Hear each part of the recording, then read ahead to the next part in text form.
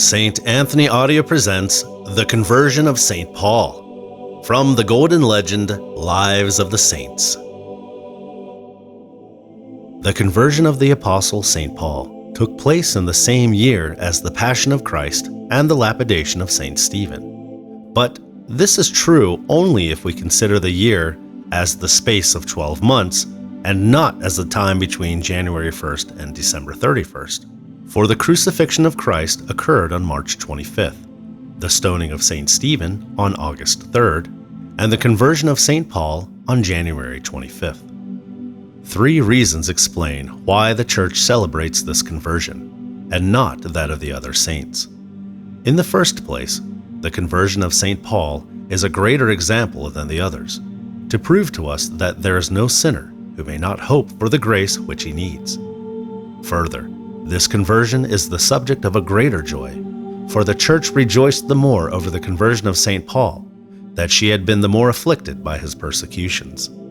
Finally, this conversion was more of a miracle than the others, since God showed by it that he could convert his cruelest persecutor and make of him his most loyal apostle. For this conversion was thrice miraculous, namely in him who brought it about, in the manner in which it was accomplished, and in him to whom it occurred. The one who brought it about was Christ.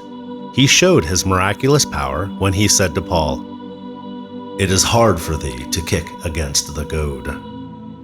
And also that he transformed him so quickly that Paul replied, "Lord, what wilt thou have me to do?"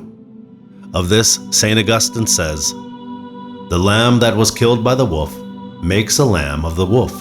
The one who raged in persecution now prepares to obey."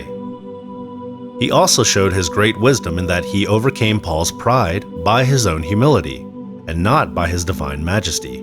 For he said, "I am Jesus, whom thou persecutest." The gloss states, "He did not call himself God or the Son of God, but he said, 'Take on the depths of my humility and shake off the scales of thy pride.'" Thirdly, God here showed his gentleness, for in the midst of his intention and action, Paul was converted. His intention was evil, for he breathed out threatenings and slaughter against the Christians. His action was evil, for he went to the high priest that he might bring the Christians bound to Jerusalem. Nevertheless, God's mercy converted him. The conversion was also miraculous in the manner in which it was accomplished, namely, the light which prepared him for conversion.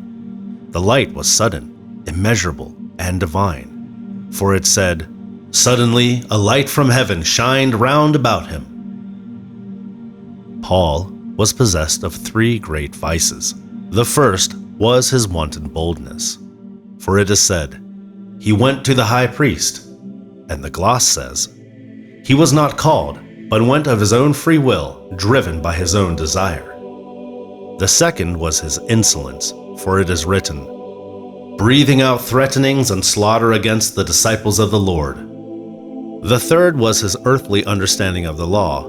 Therefore of the words, "I am Jesus," the gloss says, "I, thy God, speak to thee from heaven, who thoughtest me dead with thy Jewish understanding."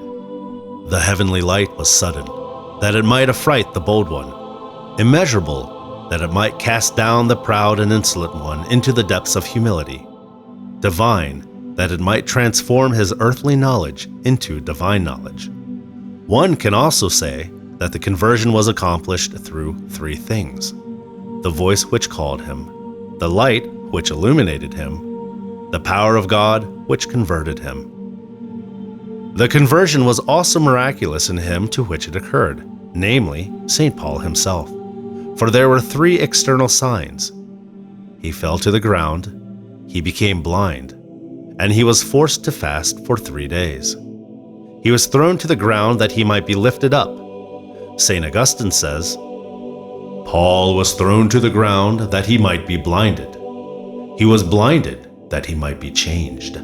He was changed that he might be sent forth. He was sent forth that he might suffer death for the truth." And again, St. Augustine says, "The enraged one was shattered and became a believer. The wolf was slain and became a lamb. The persecutor was thrown down and became a messenger. The son of ruin was broken and lifted up as the chosen vessel. He became blind that he might receive the true light, for his knowledge was beclouded. That is why some believe that in the 3 days during which he was blind, God taught him the gospel. For he himself says that he did not receive it from a man or through a man, but solely through the revelation of Jesus Christ. St. Augustine writes, I call Paul a true warrior of Christ, for he was taught by Christ, anointed by him, crucified with him, and lifted up in him. He scourged his body that the flesh might be obedient in all good deeds, and verily it was obedient in all good deeds. For he could suffer hunger and yet have enough, and knew how to make his way in all things and in all places, and willingly bore all opposition. St. John Chrysostom says, He regarded tyrants and the angry mob as no more than flies. He looked upon death and pain with 1,000 sufferings as playthings.